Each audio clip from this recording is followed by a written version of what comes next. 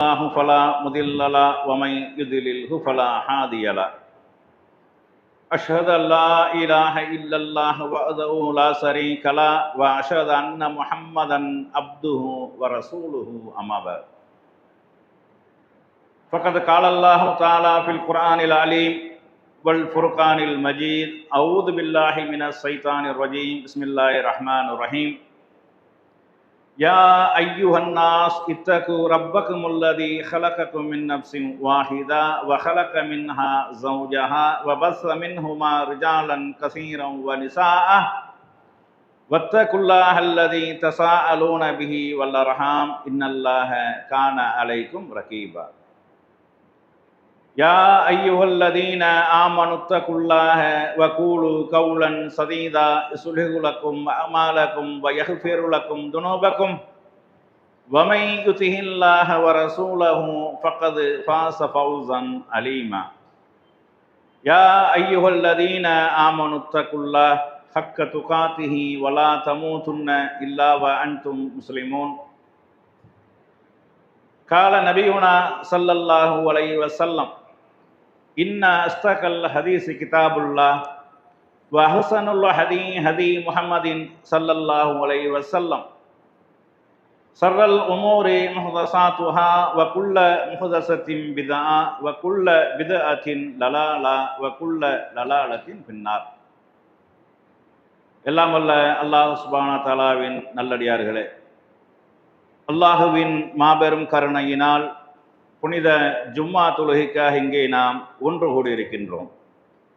அந்த வல்ல நாயனின் சாந்தியும் சமாதானமும் நம் உயிரினும் மேலான நபிகள் பெருமானார் ஸல்லல்லாஹு அலைஹி வஸல்லம் அவர்கள் மீதும், அன்னாரை பின்பற்றி வாழ்ந்த சத்திய சஹாபாக்கள், தாபிஈன்கள், தபோ தாபிஈன்கள், இந்த ஏகத்துவ கொள்கையை உலகமெங்கும் எடுத்து சொல்லிய நல்ல அறிஞர்கள் அனைவர் மீதும், குறிப்பாக இங்கே அமர்ந்திருக்கக்கூடிய நம் அனைவர் மீதும் என்றென்றும் நின்று நிலவட்டுமாக என்று பிரார்த்தித்தவனாக, சோதனை இல்லாமல் சுவனம் இல்லை என்ற தலைப்பில் ஒரு சில முக்கியமான செய்திகளை நாம் அறிந்து கொண்டு அதன் அடிப்படையில் தன்னுடைய வாழ்க்கையை அமைத்து கொள்ள வேண்டும் என்பதற்காக இந்த தலைப்பு இங்கே தேர்ந்தெடுக்கப்பட்டுள்ளது. அல்லாஹ் சுப்ஹானஹு வ தஆலா சொர்க்கம் என்ற பேர் இன்பத்தை முஃமின்களுக்காக தயார்படுத்தி வைத்திருக்கிறான். அந்த சொர்க்கத்தை அடைந்து கொள்வதற்கு எப்படி ஈமான் ரொம்ப முக்கியமோ, வணக்க வழிபாடுகள் ரொம்ப முக்கியமோ, அது மாதிரி அல்லாஹ் நமக்கு தரக்கூடிய சோதனைகளை சகித்து கொள்வதும் ரொம்ப முக்கியமான ஒரு விஷயம். என்று அல்லாஹ் அந்த உலகத்தை படைச்சதனுடைய நோக்கத்தை சொல்லக்கூடிய நேரத்தில், அல்லதி ஹலக்கல் மௌத்த வல் ஹயாத்த லியப்லுவக்கும் ஐயுக்கும் அஹ்ஸனு அமலா, உங்களுக்கு வாழ்க்கையையும் மரணத்தையும் நாம தந்திருப்பது உங்களில் அழகான செயலுக்குரியவர்கள் யார் என்பதை சோதிப்பதற்காகத்தான். அப்ப இந்த உலகமே ஒரு சோதனை கூடம்தான். இந்த உலகத்தில் அல்லாஹ் நமக்கு முஸ்லிம் என்ற ஒரு பாக்கியத்தை அல்லாஹ் தந்திருக்கிறான். இஸ்லாத்தில் இருக்கக்கூடிய ஒரு பாக்கியத்தை தந்திருக்கிறான். ஆனால் இஸ்லாத்தில் இருந்து கொண்டே சோதனைகளை எப்படி எதிர்கொள்ள வேண்டும் என்று தெரியாமல் இறை நிராகரிப்பின் பக்கம், இறை மறுப்பின் பக்கம் செல்லக்கூடிய காட்சியெல்லாம் நம்ம பார்க்கிறோம். அல்லாஹ் நம்மளுடைய ஈமானை சோதிக்கும் விதமாக ஒரு சோதனை அல்லாஹ் தந்தானையானால் அந்த சோதனையிலேயே நம்ம என்ன செஞ்சிடும், தடம் புரண்டவர்களாக, அந்த ஒரு சோதனையிலேயே இஸ்லாத்தை விட்டு வெளியேறியவர்களாக, ஈமான் இழந்தவர்களாக மாறிவிடக்கூடிய காட்சிகளை நம்ம பார்க்கிறோம். பொதுவாக நாம விளங்கி இருக்கக்கூடியது சோதனை என்றால் துன்பம், துயரம், கஷ்டம், நஷ்டம், இழப்பு, மரணம், இதைத்தான் நம்ம பெரும்பாலும் சோதனை என்று விளங்கி வச்சிருக்கிறோம். ஆனால் இஸ்லாத்தில் அது மட்டும் இல்லை சோதனை. செல்வம் இருக்கா இல்லையா, அது மிகப்பெரிய ஒரு சோதனை. காசு, பணம், பொருளாதார செல்வம் இருக்கா இல்லையா, அது ரொம்ப பெரிய ஒரு சோதனையாக நமக்கு மார்க்கம் சொல்லி காட்டுகிறது. நபிகள் நாயகம் ஸல்லல்லாஹு அலைஹி வஸல்லம் அவங்க சொன்னாங்க, இது அஹமது என்ற ஹதீஸ் நூலில் பதிவு செய்யப்பட்டிருக்கிறது, ஒவ்வொரு சமுதாயத்திற்கும் ஒரு சோதனை இருக்கிறது. என்னுடைய சமுதாயத்திற்கு மிகப்பெரிய ஒரு சோதனை என்னவென்றால் செல்வம் தான் அப்படின்றாங்க. எப்படி நம்மளுக்கு துன்பம், துயரம், கஷ்டம், நஷ்டம், இழப்புகள் வரக்கூடிய நேரத்தில் அதை சகித்து கொண்டு இறைவனுடைய அன்பை பெற வேண்டுமோ, அது மாதிரி அல்லாஹ் செல்வத்தை அதிகமாக தரக்கூடிய நேரத்தில் அல்லது செல்வத்தை சுருக்கக்கூடிய நேரத்தில் அதை அல்லாஹ்வுக்காக சகித்துக் கொள்ள வேண்டும். அதிகமாக தரக்கூடிய நேரத்தில் ஆணவம், தலக்கணம், திமிரு, இது இந்த மாதிரியான கெட்ட குணங்களை விட்டு ஒதுங்கி இறைவனை புகழக்கூடிய, இறைவனுடைய அன்பை பெறக்கூடியவர்களாக நம்ம மாற வேண்டும். நமக்கு எல்லாம் தெரிஞ்ச சில வரலாற்று செய்திகளை, குர்ஆன் சொல்லக்கூடிய செய்திகளை நம்ம பார்த்தோமேயானால், சுலைமான் அலைஹிஸ்ஸலாம் அவங்களுடைய வரலாறு நம்ம அனைவருக்கும் தெரிஞ்ச வரலாறு. மற்ற எல்லா நபிமார்களை விடையும் சுலைமான் அலைஹிஸ்ஸலாம் அவர்கள் மிகப்பெரிய ஒரு அருள் கொடைகள் வழங்கப்பட்டவர்கள். ஜின்கள் அவர்களுக்கு வசப்படுத்தி கொடுக்கப்பட்டன, பறவைகளுடைய மொழி அவர்களுக்கு தெரியும், எறும்பு பேசக்கூடியது அவர்கள் விளங்கினார்கள், ஜின்களை என்ன செஞ்சாங்க, கட்டுப்பாட்டில் வச்சிருந்தாங்க, அவர்களுக்கு கட்டுப்பட்டு நடந்தது. இப்படி ஏராளமான அருள்கள், காற்று அவர்களுடைய பேச்சை கேட்டுதான், இப்படி எல்லாம் ஏராளமான அருள்கள் வழங்கப்பட்டவர்கள், ஏராளமான செல்வமும் வழங்கப்பட்டவர்கள். அந்த சுலைமான் அலைஹிஸ்ஸலாம் அவர்கள் இந்த செல்வங்கள், இந்த அருள்களை எல்லாம் பார்த்துவிட்டு அவர்கள் என்ன சொன்னார்கள் என்றால், என் இறைவன் என்னை சோதிக்கிறான். எதற்காக சோதிக்கிறான்? நான் அவனுக்கு நன்றி உள்ள அடியானாக இருக்கிறானா அல்லது நன்றி கெட்டவனாக இருக்கிறானா என்பதை சோதிப்பதற்காகத்தான் இதையெல்லாம் எனக்கு தந்திருக்கிறான். அப்ப இன்னைக்கு நம்மளுக்கு காசு பணம் கொஞ்சம் அதிகமா வந்துட்டா தன்னால தலக்கணமும் ஏறிவிடுகிறது. தலையில ஒரு கணம் வந்து பாரம் வந்து தன்னால வந்து உட்கார்ந்துருது. ஆனா அடிமட்டத்தில் இருக்கக்கூடிய நேரத்தில் பழகியவர்கள், சொந்த பந்தங்களை அனுசரித்தவர்கள், அரவணைத்தவர்கள், காசு பணம் வந்த உடனே அவர்கள் ரேஞ்சுக்கு போயிடுறாங்க. அது மாதிரி நல்வழியில எந்த ஒன்றையும் செலவழிக்கிறது கிடையாது. இல்லாமல் இருக்கிற 10 ரூபா தர்மம் செய்தவன் காசு பணங்கள் வசதியாக வரக்கூடிய நேரத்தில் அல்லாஹ்வுடைய பாதையில ஒரு 100 ரூபாய் கொடுக்க மாட்டேங்கிறாங்க. அப்ப இப்படி கஞ்சத்தனம் பண்ணி இறுக்கமாக இருந்து அல்லாஹ் நமக்கு தந்திருக்கக்கூடிய அந்த செல்வத்தை அது நமக்காக மட்டும் தரல. அதான் அதுல உள்ள ட்விஸ்ட். அதுல உள்ள முக்கியமான விஷயம் என்னன்னா, அல்லாஹ் நமக்கு செல்வத்தை தாராளமாக தந்திருக்கிறான் என்றால் அது நமக்காக மட்டும் தரவில்லை, அதன் மூலமாக மற்றவர்களும் பயனடைய வேண்டும், மற்றவர்களுக்கும் அதுல ஏராளமான உரிமைகள் இருக்கிறது என்பதற்காகத்தான் தர்றான். இப்ப உங்களுக்கு ஒரு நாளைக்கு ஒரு செலவு 1000 ரூபாய் என்றால் அல்லாஹ்வுக்கு 1000 ரூபாய் தர தெரியும். ஏன் ஒரு நாளைக்கு 5000 ரூபாய் தரான்? 1 லட்சம் ரூபாய் சம்பளம் வாங்குறீங்க, உங்களுடைய தேவை 1 லட்சம் ரூபாயா? உங்களுடைய வயிறுக்கு தானங்க முக்கியம், மற்ற எல்லாமே ஆடம்பரம் தான். நல்ல ஒரு 2000 ரூபாய்க்கு சட்டை எடுத்து போட்டால் ஆடம்பரம், 100 ரூபாய்க்கு சட்டை எடுத்து போடுற இடத்துல 2000 ரூபாய்க்கு போட்டால் ஆடம்பரம், 35 ரூபாய் கிடியாரம் மணியை காட்ட இடத்துல 5000 ரூபாய் கிடியாரம் போட்டால் ஆடம்பரம். வசதி உள்ளவங்க செய்யலாம், தப்பு கிடையாது. ஆனா இருந்தாலும் அதிகபட்சமா அனைவருக்கும் ஏற்றுக்கொண்ட விஷயம் என்னன்னா கால் வயிறு உணவு தான். என்ன அதிகபட்சமா ருசியான உணவு சாப்பிட்டாலும் ஒரு நாளைக்கு 1000 ரூபாய் செலவழியுமா? டெய்லி 1 கிலோ கறி 800 ரூபாய் 1000 ரூபாய்க்கு வாங்கினாலும் ஒரு 1500 ரூபாய் செலவழியும். ஒரு மாசத்துக்கு 45000 ரூபாய்.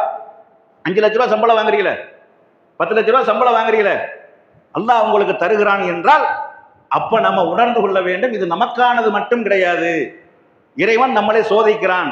எப்படி துன்பம், கஷ்டம், இழப்புகளை கொடுத்து சோதிக்கும் பொழுது அது அல்லாஹ்வுக்காக அதை சகித்துக் கொள்றோமோ, அது மாதிரி காசு பணங்கள் அதிகமாக நமக்கு அல்லாஹ் தந்து சோதிக்கக்கூடிய நேரத்தில் நம்ம அதை சரியான முறையில் பயன்படுத்தணும். இந்த விஷயத்துல சஹாபாக்கள் பயந்தார்கள். அந்த மாதிரி என்ன செஞ்சாங்க, சஹாபாக்கள் அதிகமாக தான தர்மங்கள் செய்தார்கள். ரசூலுல்லாஹ் காலத்திலேயே எல்லா இடத்துலையும் உள்ளதான். ஏழைகள்னு சில பேர் இருப்பாங்க, பணக்காரர்கள் சில பேர் இருப்பாங்க. ஆனா ரசூலுல்லாஹ் காலத்தில் அந்த பணக்கார சஹாபாக்கள் என்ன செஞ்சாங்கன்னா தாராளமா என்ன செஞ்சாங்க, கஷ்டப்படக்கூடிய ஏழை எளிய மக்கள்கள் நல்வழியில தான தர்மங்கள் அதிகமா செய்து கொண்டே இருந்தாங்க. இது ஏழையாக இருக்கக்கூடிய சஹாபாக்களுக்கு ஒரு பெரிய ஒரு மன உளைச்சலை ஏற்படுத்துது. நம்ம தொழுகிற மாதிரி அவங்களும் தொழுகிறாங்க, நம்ம நோன்பு பிடிக்கிற மாதிரி அவங்களும் நோன்பு பிடிக்கிறாங்க, நம்ம மற்ற வணக்க வழிபாடுகள் திக்ர் தஸ்பீகள் செய்யற மாதிரி தான் அவங்களும் செய்யறாங்க. ஆனா அல்லாஹ் அவர்களுக்கு செல்வத்தை தாராளமா கொடுத்து அவங்க நல்வழியில செலவழிக்கிறாங்க. நம்மளுக்கு அந்த மாதிரியான ஒரு பாக்கியம் கிடைக்கலையே, இதுக்கு ரசூலுல்லாஹ்ட்ட போய் சொல்லி நமக்கு ஏதாவது ஒரு தீர்வை கேட்கணும், இந்த நன்மையை அடைந்து கொள்வதற்கு உண்டான வழியை எதையாவது ரசூலுல்லாஹ்ட்ட கேட்கணும்னு சொல்லி ரசூலுல்லாஹ்ட்ட போய் முறையிடுறாங்க. அல்லாஹ்வுடைய தூதரை, இந்த மாதிரி பணக்கார சஹாபாக்கள் செல்வத்தை தாராளமாக நல்வழியில் அல்லாஹ்வுடைய பாதையில வாரி வழங்குவதன் மூலமாக அதிகமான நன்மைகளை பெற்றுக்கொள்றாங்க. எங்களுக்கு அந்த மாதிரியான ஒரு வாய்ப்பு இல்லை, எங்களுக்கு எதையாவது ஒன்று அதுக்கு உண்டான வழியை ஏற்படுத்தி தாங்க அப்படின்ற ஒண்ணு ரசூல் ஸல்லல்லாஹு அலைஹி வஸல்லம் சொல்றாங்க. ஒவ்வொரு கடமையான தொழுகைக்கு பின்னாடி உட்கார்ந்து சுப்ஹானல்லாஹ் 33 தடவை, அல்ஹம்துலில்லாஹ் 33 தடவை, அல்லாஹு அக்பர் 33 தடவை சொல்லுங்க. கடைசியா 100ஆவதாக லா இலாஹ இல்லல்லாஹு வஹ்தஹு லா ஷரீக லஹு அப்படிங்கிற அந்த இதை சேர்த்து என்ன செய்யுங்க, 100ஆ முடிச்சிருங்க. அந்த நன்மை உங்களுக்கு ஈடாக கிடைச்சிடும். அவங்க காசு பணத்தை செலவு செய்யக்கூடிய நன்மை உங்களுக்கு கிடைச்சிடும். அல்லாஹ்வுடைய தூதர் சந்தோஷம் சொல்லிட்டு அவங்க உட்கார்ந்து திக்ர் தஸ்பீஹ் செய்ய ஆரம்பிச்சிட்டாங்க. இதை பணக்கார சஹாபாக்கள் பார்த்துட்டாங்க. என்னடா இது புதுசா ஒரு மாதிரியா உட்காந்து நம்ம உருட்டிக்கிட்டு இருக்காங்களா அப்படின்னு சொல்லிட்டு இது என்னன்னு விளங்கி அந்த சஹாபாக்களும் செய்ய ஆரம்பிச்சிட்டாங்க. மறுபடியும் போய் முறையிடுறாங்க, அல்லாஹ்வுடைய தூதரை இதையும் அவங்க செய்ய ஆரம்பிச்சிட்டாங்க, என்ன செய்யறது? அப்ப ரசூலுல்லாஹ் ஒத்த வார்த்தையில சொன்னாங்க, அது இறைவனுடைய அருள். அதான் மின் ஃபலல் இல்லா, இது இறைவன் அவர்களுக்கு வழங்கிய அருள், நம்மளால ஒன்றும் செய்ய முடியாதுப்பா அப்படின்னு ரசூலுல்லாஹ் சொல்லிட்டாங்க. அப்ப அந்த செல்வத்தை அந்த சஹாபாக்கள் எப்படி பயன்படுத்தினார்கள்? முழுமையும் தனக்கு உரியது என்று எடுத்துக்கொள்ளவில்லை. இதுல பிறருடைய ஹக்கும் இருக்கிறது, பிறருக்கு உண்டான உரிமையும் இருக்கிறது, அதையும் சரியான முறையில் வழங்கணும். அல்லாஹ் நமக்கு நிறைய தருகிறான் என்றால் நம்மளை சோதிக்கிறான். அது அல்லாஹ் குர்ஆனிலே சொல்றான். நம்ம செல்வத்தை அதிகமாக அவனுக்கு கொடுத்து சோதிக்கும் பொழுது அப்ப அந்த அடியான் சொல்கிறான், என் இறைவன் என்னை கண்ணியப்படுத்தி விட்டான், என்னை இறைவன் ரொம்ப சந்தோஷமா வச்சிருக்கிறான் அப்படின்னு சொல்றான். ஆனா செல்வத்தை சுருக்கி அவனை சோதிக்கக்கூடிய நேரத்தில் யகூலு ரப்பி அஹானன், என் இறைவன் என்னை கேவலப்படுத்திட்டான் அப்படின்னு சொல்றான். அப்ப செல்வத்தை கொடுக்கறதும் சோதனை தான், கொடுக்கிறதும் சோதனை, எடுக்கிறதும் சோதனை. அப்ப கொடுக்கக்கூடிய நேரத்தில் ஆடி விடக்கூடாது, எடுக்கக்கூடிய நேரத்தில் தோண்டு விடக்கூடாது. அப்ப இந்த விஷயத்துல என்ன செய்யணும்? நம்ம ஞாபகமா இருக்கணும். அது மாதிரி செல்வம் நம்மளை நரகத்தில் கொண்டு போய் சேர்க்கிறதுக்கு ரொம்ப பெரிய ஒரு ஆயுதம். அது சரியான முறையில் கையாளவில்லை என்றால், சரியான முறையில் அதை பயன்படுத்தவில்லை என்றால் நரகம் என்பது கன்ஃபார்ம். அல்லாஹ் அந்த செல்வத்தை திரட்டக்கூடிய வழிகள், பல வழிகள் இருக்கா இல்லையா? அதுல ஹலாலான வழியில செல்வத்தை திரட்டணும். திரட்டக்கூடிய செல்வத்துல முறையாக ஜகாத்து கொடுக்கணும், தான தர்மங்கள் செய்யணும், அண்டை வீட்டார் அடுத்த வீட்டாருக்கு உதவணும், நல காரியங்கள் செய்யணும், நலப்பணிகள் செய்யணும், சமுதாய பணிகள் செய்யணும். இது எல்லாம் செய்யணும். ரசூலுல்லாஹ் காலத்தில் இதெல்லாம் நடந்தது. சகாத்தாக ஒரு தொகை குவியும், சதக்காவாக ஒரு தொகை குவியும். அன்றாட வரக்கூடிய கஷ்டப்படக்கூடிய ஏழைகளுக்கு அப்பப்ப பொருளாதாரங்கள் வழங்கப்பட்டு கொண்டே இருக்கும். அப்ப இந்த மாதிரி தான் செல்வத்தை நம்ம பயன்படுத்தணும். இல்லை என்றால் அதன் காரணமாகவே நரகம் போவீர்கள். நபி ஸல்லல்லாஹு அலைஹி வஸல்லம் அவங்க சொன்னாங்க, நான் சொர்க்கத்தை எட்டி பார்த்தேன், அதில் அதிகமாக ஏழைகள் இருந்தார்கள். ஏன்? அவனுக்கு இந்த சிரமம் கிடையாது. காசு பணத்தை தாராளமாக வச்சிருந்து அது நல்வழியில சம்பாதிச்சானா, நல்வழியில செலவழிச்சானா, அந்த கணக்கு வழக்கு பார்க்கறது கிடையாது. அதனால சொர்க்கத்தை எட்டி பார்த்தேன், அதுல அதிகமாக ஏழைகள் இருந்தார்கள். நரகத்தை எட்டி பார்த்தேன், அதிகமாக பெண்கள் இருந்தார்கள். பெண்கள் ஏன் இருந்தார்கள்? நிறைய காரணம் இருக்கு, அது வேற டாபிக். ஆனா இப்ப சொர்க்கத்துக்குள்ள ஏழைகள் அதிகமா இருந்தார்கள். பணக்காரர்களும் சொர்க்கம் போயிடலாம், உயர்ந்த அந்தஸ்துல போகலாம், உயர்ந்த தரஜாவுல போகலாம். சதக்கா என்று சொல்லியே சொர்க்கத்திற்கு ஒரு வாசல் இருக்கிறது, அந்த வாசல் வழியாக போகலாம். எப்ப? அந்த பொருளாதாரத்தை இங்க சரியான முறையில கையாண்டால்தான், சரியான முறையில பயன்படுத்தினால்தான் அந்த சொர்க்கத்துக்குள்ள ஈஸியா போக முடியும். இல்லை என்றால் போக முடியாது. அதுபோக நிறைய காசு பணம் செலவழிக்கக்கூடியவர்கள், உள தூய்மை இல்லாமல், இஹ்லாஸ் இல்லாமல், அல்லாஹ்வுக்காக செய்கிறேன் என்ற எண்ணம் இல்லாமல் லட்ச லட்சமா செலவழிக்கக்கூடியவங்க இருக்கிறாங்க. போய் கேட்கறதான் தாமதம். நம்ம ஒரு 10,000 ரூபாய்னு கேட்டோம்னாக்க 1 லட்ச ரூபாய்க்கு செக் போட்டு கொடுத்துருவாங்க. அப்படியெல்லாம் நிறைய பேர் இருக்கிறாங்க. ஆனா அவங்கள்ட்ட உள்ளத்துல என்ன இருக்காது?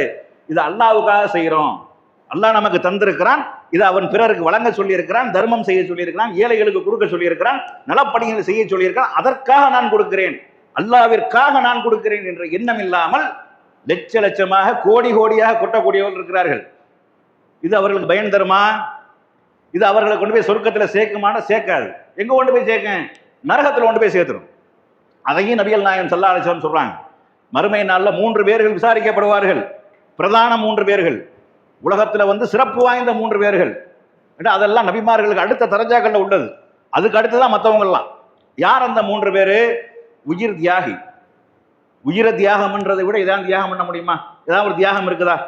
கிடையாது. அதுதான் ஆக சிறந்த ஒரு தியாகம்.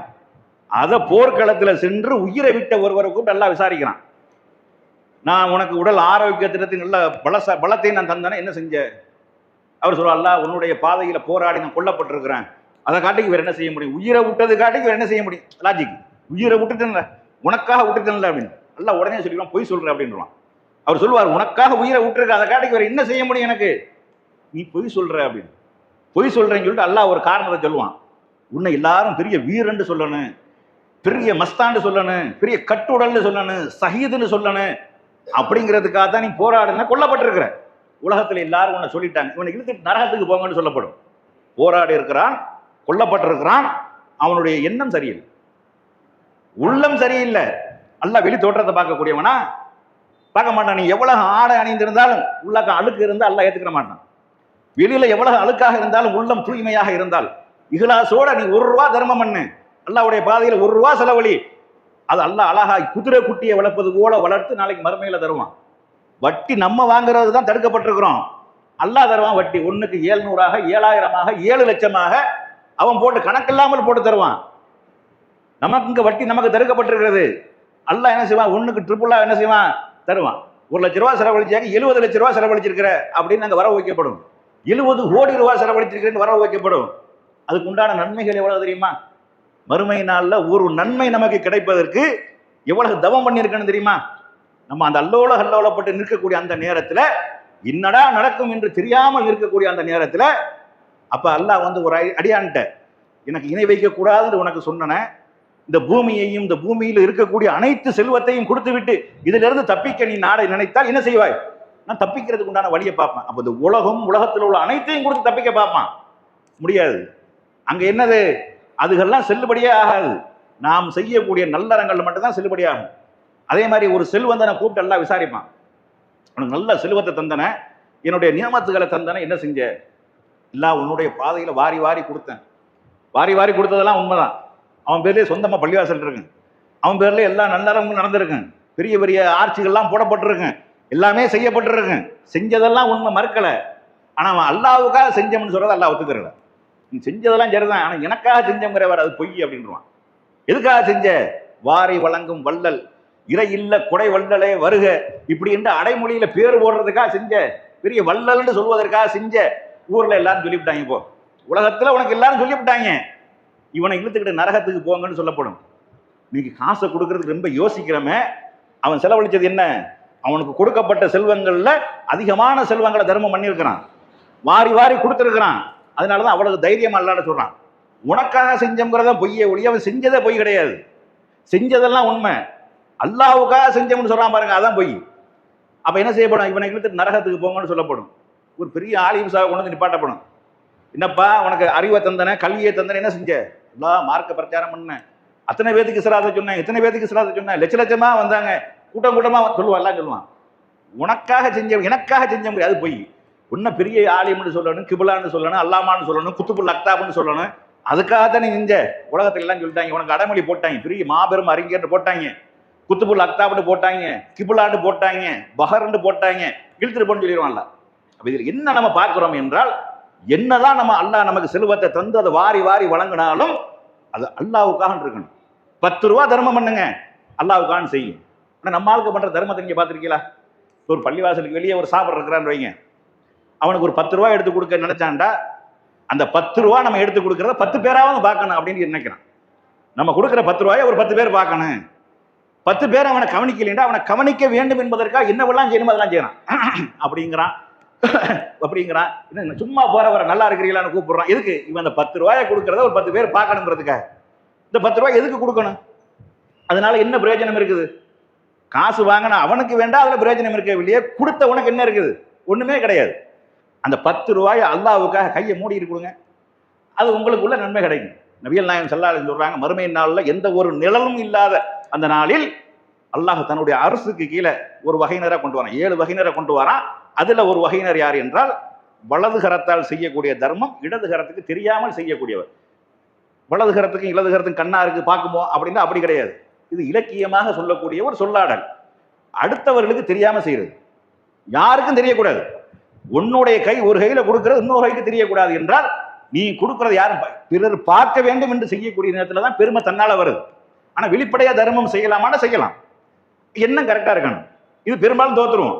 வெளிப்படையா செய்யக்கூடிய நேரத்துல வந்து நம்மளை பார்த்துட்டு இன்னும் 4 பேர் செய்யணும், இன்னும் 4 மக்கள் செய்யணும், இன்னும் என்ன பல ஏழைகள் பயன்பெறணும், இன்னமும் நம்ம ஊர்ல உள்ள இருக்கக்கூடிய கஷ்டப்படக்கூடிய, மருத்துவத்திற்கு உதவி கேட்கக்கூடிய, ஏழ்மை நிலையில் இருக்கக்கூடியவங்க, மருத்துவ உதவிகள் தேவைப்படக்கூடியவங்களும் என்னது அவர்களுக்கு மற்றவர்களும் கொடுக்கணும் என்பதற்காக பகிரங்கமா செய்யலாம். ஆனா பகிரங்கமா செய்யக்கூடிய நேரத்தில் அது அல்லாஹ்வுக்காக இருக்கணும். அதுபோக இன்னும் இந்த செல்வத்தை செலவு செஞ்சுட்டு நன்மையை பாழாக்கக்கூடியவர்கள் நீங்க பாருங்க. ஒரு 1000 ரூபாய்க்கு ஒரு சட்டை எடுத்து கொடுத்துருவான், கொடுத்துட்டு அவனும் பெரிய மதிப்பா போட்டுக்கிட்டு வருவான். 2 பேர் ஒரு சபையில் இருப்பாங்க, என்ன மாப்பிள்ள சட்டை நல்லா இருக்கா, 1000 ரூபா மாப்பிள்ள நான் தான் எடுத்திருந்தேன் அப்படின்னு என்னது சொல்லி அவனை கேவலப்படுத்தி விடுறது. இந்த சட்டையை எடுத்து கொடுக்கணும் நீ. அதனால என்ன பிரயோஜனம் இருக்குது? ஒரு சட்டையை எடுத்து கொடுத்துட்டு அந்த சட்டையை அவனும் ஒரு கௌரவமா போட்டுட்டு வந்து ஒரு சபையில் இருக்கக்கூடிய நேரத்தில் அதை கேவலப்படுத்துறவன். இப்படி எத்தனை பேர் கொடுத்ததை சொல்லி காட்டக்கூடியவர்களாக, கொடுத்ததை சொல்லி காட்டி எனது அமல்களை பாழாக்கி கொள்றாங்க. அப்ப இந்த மாதிரி செல்வத்தை தர்மம் தான தர்மம் பண்ணக்கூடிய நேரத்துல கூட அது என்ன செய்யப்படுது? கொடுக்கிற காசுகள் அனைத்திற்கும் நன்மைகள் கிடைப்பதில்லை. ஏன்? அவனுடைய எண்ணம் சரியில்லை, அல்லது சொல்லி காட்டிப்படுறான். கொடுத்ததை சொல்லி காட்டினால் நன்மை கிடைக்காது, எண்ணம் சரியில்லாம கொடுத்தால் நன்மை கிடைக்காது. அல்லாஹ்வுக்காக கொடுத்தார் என்றாலும் அதை பிறருக்கு சொல்லி காட்டி கேவலப்படுத்தி அசிக்கப்படுத்தி தொல்லையை கொடுத்துட்டோன்னு வைங்க, கோடி ரூபாய் கொடுத்தாலும் நன்மை இல்லை, பாவம் தான் கிடைக்கும். அது மாதிரி கோடி ரூபாய் செலவழிச்சாலும் அல்லாஹ்வுக்காக இல்லாமல் கொடுத்துட்டு வைங்க, அப்பையும் நன்மை இல்லை. ஒரு 100 ரூபாய் கொடுத்தாலும் உல தூய்மையோடு அல்லாஹ்வுக்காக செய்யக்கூடிய நேரத்துல தான் அந்த நன்மை கிடைக்கும். காசு பணம் அல்லாஹ் தாராளமா தர்றான்டா, அதான் காரணம். வேற என்ன காரணம்? வேற எதற்காக தரணும்? மற்றவர்களுக்கு ஏன் அவன் கொடுக்கவில்லை? அவன் கொடுக்க முடியாதா? நபிகள் நாயகம் ஸல்லல்லாஹு அலைஹி வஸல்லம் சொல்றாங்க, உலகத்தில் இருக்கக்கூடிய அனைத்து மனிதரும் ஒரு வெட்ட வெளி பொட்டல்ல நின்று கொண்டு ஒவ்வொருவரும் தன்னுடைய தேவையை இறைவனிடத்தில் முறையிட்டால் அவர்கள் முறையிட்ட தேவைகள் அனைத்தையும் நிறைவேற்றினாலும் அவனிடத்தில் எந்த ஒன்றும் குறையாதுங்கிறான். உங்களை கூட நிப்பாட்டு, நீ என்ன வேண்டாலும் கேளு, தருவான், அல்லாஹ் தருவான் அப்படின்னு சொல்லியாச்சுன்னு என்ன இப்ப என்னென்னலாம் கேட்பிய? ஒரு 500 கோடி இருக்கணும் வந்துடும், ஒரு 2 ஆடி கார் நிக்கணும் வந்துடும், ஒரு 2 என்ஃபீல்டு நிக்கணும் வந்துடும், என் வீடு அமெரிக்காவில் கட்டுற மாதிரி ஒரு கட்டுற வந்துடும், எல்லாம் வந்துடும். இப்படி 50 பேருக்கு கொடுக்கப்படுது. ஒவ்வொருத்தருடைய ஆசைகள் நிறைவேற்றப்பட்டாலும் அல்லாஹ்வுடைய கஜானாவில் கொஞ்சம் கூட குறையாது. ஆனா அல்லாஹ் எல்லாத்துக்கும் கொடுக்குறானா? கொடுக்கல. நல்லவன் கெட்டவன் பார்த்து கொடுக்குறானா? இல்ல. முஸ்லீம் அல்லாதவன் பார்த்து கொடுக்குறானா? இல்ல. அவன் இஷ்டத்துக்கு தான் கொடுக்குறான். நீங்க நல்லா பார்க்கலாம். நீங்க அடிமட்டத்தில் கஷ்டப்பட்டு கொண்டு இருக்கக்கூடியவன் திடீர்னு பணக்காரனா இருப்பான். ஊர்லயே பெரிய பணக்காரன் என்று சொல்லக்கூடியவன் ஒண்ணுமில்லாம கீழே நடுத்தருவுல நிற்பான். இதுகளெல்லாம் சுழற்சியாக நடந்து கொண்டே இருக்குது. அல்லாஹ் ஒவ்வொரு கட்டத்திலையும் ஒவ்வொருத்தரையும் சோதிப்பான். காசு பணம்ங்கிறது அறிவோ திறமையோ மூளையோ அதெல்லாம் கிடையாது. அப்படின்னா படித்தவன் எல்லாம் பணக்காரனா இருக்கணும். இருக்கிறாங்களா? கை நாட்டு போடக்கூடியவன்லாம் பிச்சைக்காரனா இருக்கணும். இருக்கிறாங்களா? கை நாட்டு போடக்கூடியவன் கம்பெனியில பெரிய பெரிய ஆபீசர் வேலை பார்க்குறான். என்னடா படிச்சிருக்கிற? Master degree முடிச்சிருக்கிறேன். என்னடா வேலை பார்க்குற? எவ்வளோ சம்பளம்? 20,000 ரூபாய் தராங்க. யாரு சம்பளம் கொடுக்கறது? சிக்கல கை நாட்டு இருக்கு. கை நாட்டை வச்சு சம்பளம் கொடுக்கக்கூடிய பார்க்குறோமா இல்லையா? யதார்த்தத்தில் நடக்குதா இல்லையா? அப்படி இருக்கிறோமா இல்லையா? அல்லாஹ் அப்படி ஆக்கி வச்சிருக்கானா இல்லையா? அல்லாஹ் ரிஸ்கை பொறுத்தளவுக்கு, செல்வத்தை பொறுத்தளவுக்கு இந்த உலகத்துல இன்னாரு நல்லவன் கெட்டவன் பார்த்து கொடுக்கறதே இல்லை. அதையும் நீங்க பார்க்கலாம்.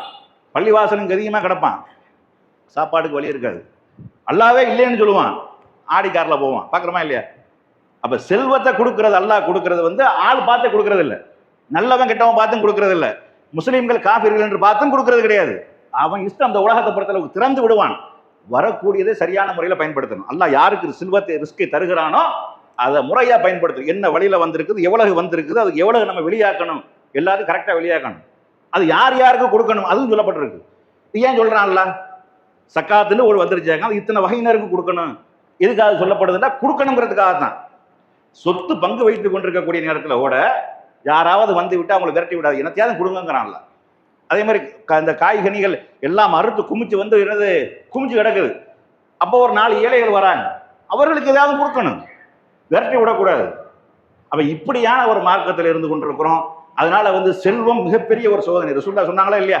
ஒவ்வொரு சமுதாயத்திற்கும் ஒரு சோதனை இருக்கிறது, என்னுடைய சமுதாயத்திற்கு செல்வம் தான் மிகப்பெரிய ஒரு சோதனை. அப்ப செல்வத்தை வைத்துக் கொண்டிருக்கக்கூடியவர்கள் அதை என்ன செய்யணும்? முறையா பயன்படுத்தணும். வழக்கமா நம்ம நினைச்சிருக்கிறது கஷ்டம், இன்பம், துன்பம், இதுக்குதான் சோதனை. அதுவும் சோதனை தான். அதுலேயும் பொறுமையை மேற்கொள்ளணும். அதுலதான் அதிகமா ஈமான நம்ம இழக்கணும். ஒரு துன்பம் விடக்கூடிய நேரத்துல உடனடியாக ஈமான் நம்மளை விட்டு வெளியே போயிருக்கு. ஒரு சாதாரண ஒரு காய்ச்சலா இருக்கட்டும்ங்க, காய்ச்சல் ஒரு பாராசிட்டமல் போட்டோம், போகல. அதுக்கடுத்து என்ன செய்வான்? அடுத்த ஒரு கட்டத்துக்கு என்ன செய்வான்? ஒரு இன்ஜெக்ஷனை போடும், போகல. இப்படி 2 தாண்டி வைங்க, 3வது கட்டம் இஸ்லாத்தை விட்டு வெளியே போயிடும். எங்க போயிடுவான்? தர்காலுக்கு போயிடுவோம், அல்லது கோயிலுக்கு போயிடுவோம், அல்லது மந்திரிக்கக்கூடியவன்ட்ட போயிடுவோம். ஏன்? அது பேயாவும் இருக்குல்ல, நோயாவும் இருக்குங்க. நோயின்டா மருத்துவம் பார்க்கலாம், மருத்துவத்துக்கு போகாட்டா அது பேய் தான். என்னது? நம்மளை ஈமான கெடுக்கிறதுக்காக சில கூட்டங்களே இருக்கிறாங்க. அப்ப அப்படி என்ன செஞ்சு ஈமான வெளியே போயிடுது. வைத்த வழி ஒரு 4 நாளைக்கு இருந்துச்சுன்னு வைங்களேன், செஞ்சு வச்சுட்டாங்க, செய்வனை வச்சுட்டாங்கன்னு கிளப்பி விட்டு அதற்குண்டு அவன் ஈமான் பறி போய், காசு பணம் பறி போய், பெண்களா இருந்த கற்பு பறி போய், இப்படி எல்லாம் என்னது ஈமான் வெளியேறக்கூடிய காட்சிகள். நீங்க நபி ஸல்லல்லாஹு அலைஹி வஸல்லம் அவங்களுடைய வாழ்க்கை வரலாறு நீங்கள் எடுத்துக்கொண்டீர்களேயானால் அவர்களுக்கு ஏற்பட்ட ஒரு துன்பம், சோதனை மாதிரி யாருக்கும் ஏற்படல. ரசூலுல்லாஹ்வுக்கு அடுக்கடுக்கான துன்பங்கள் தொடர்ச்சியாக கொண்டே இருந்தது. அதையும் சொன்னார்கள். இந்த உலகத்திலே அதிகமாக சோதனைக்கு உள்ளாக்கப்படக்கூடியவர்கள் யார்? நபிமார்கள். அதற்கடுத்து யாரு? அதற்கடுத்து ஈமான் யாருக்கு இருக்குதோ அவர்கள். அதுக்கடுத்துங்கிறாங்க. ஈமானுடைய தரம் எந்த அளவுக்கு உங்கள்ட்ட உறுதியாக இருக்கிறதோ அந்த அளவுக்கு சோதிக்கப்படுவீர்கள். சோதனையில வெற்றி பெறணும். சொர்க்கம்ங்கிறது சும்மா தூக்கி கொடுத்துட்டு பெற முடியாது. நீங்க ஒரு 1000 ரூபாய் சும்மா கொடுப்பீங்களா? நீங்க ஒரு கஷ்டப்படுறான்னு தெரிஞ்சாலுமே உண்மையிலே கஷ்டப்படுறானா, அவனுக்கு சிரமம் தான் இருக்குதா எல்லாம் யோசிச்சு பாக்குறீங்களா இல்லையா? பல கோடி ரூபாய் பெருமதி உள்ள ஒரு பொருளை வந்து ஒரு அற்பமாக ஒரு வேலைக்கு கொடுக்க மாட்டோம். ஒரு நாள் வேலை சம்பளம் செய்யறவனுக்கு 3 கோடி ரூபாய் கையில கொடுப்பீங்களா? நீங்க 100 கோடி ரூபாயை கையில கொடுப்பீங்களா? ஒரு கொத்தனார் வேலை பார்க்குறாரு, கூட பூசிட்டாரு, இந்தாப்பா உனக்கு 1 கோடி ரூபாய் வச்சுக்க அப்படி கொடுப்பீங்களா? நீங்க கொடுக்க மாட்டியே. அந்த 1 கோடி ரூபாய் பெறணும்னா அதற்கு ஒரு தகுதி இருக்கணும், அதற்கு ஒரு தராதாரம் இருக்கணும். தூக்குனாப்புல வர காசு கூட நமக்கு நிற்காது, அதனுடைய அருமை பெருமை நமக்கு தெரியாது. அப்ப அந்த சொர்க்கத்தை அல்லாஹ் அவ்வளவு பெரிய இன்பமாக, எந்த ஒரு கண்ணும் பார்த்திராத, எந்த ஒரு காதும் கேட்டுறாத, அவ்வளவு பிரம்மாண்டமான பிரமிப்பாக அல்லாஹ் தயார்படுத்தி வச்சிருக்கிறான். அந்த சொர்க்கத்துக்கு வாரிசுதாரராக ஆக வேண்டும் என்றால் அப்படியே ஈஸியா சொர்க்கத்துக்குள்ள போயிடலாம் நினைச்சுக்கிறோம். நாங்கள் லா இலாஹ இல்லல்லாஹ்னு சொல்லிட்டோம், சொர்க்கத்துக்கு போயிடலாம். அல்லாஹ் அப்படியே முடியாதுன்னு சொல்றான். அம் ஹசிப்தும் அன் ததுஹுலுல் ஜன்னah, அப்படி ஈஸியாக சுலபமாக சொர்க்கத்துக்குள்ள போய்விடலாம் என்று நீங்கள் எண்ணிக்கொண்டிருக்கிறீர்களா? உங்களுக்கு முன்னர் வாழ்ந்த நபிமார்களும் அந்த நபிமார்களை பின்பற்றிய அந்த நல்லடியார்களும் பட்ட துன்பங்களும் துயரங்களும் கஷ்டங்களும் இழப்புகளும் நஷ்டங்களும் உங்களுக்கு வராமல் ஈஸியாக சொர்க்கத்துக்கு போய்விடலாம் என்று எண்ணிக்கொண்டிருக்கிறீர்களா? அந்த நபிமார்களும் நபியை ஈமான் கொண்டவர்களும் அல்லாஹ்வுடைய உதவி எப்போது வரும், மத்தா நஸ்ருல்லாஹ், இறைவனுடைய உதவி எப்போது வரும் எப்போது வரும் அப்படின்னு கேட்டுக்கொண்டிருந்தார்கள்.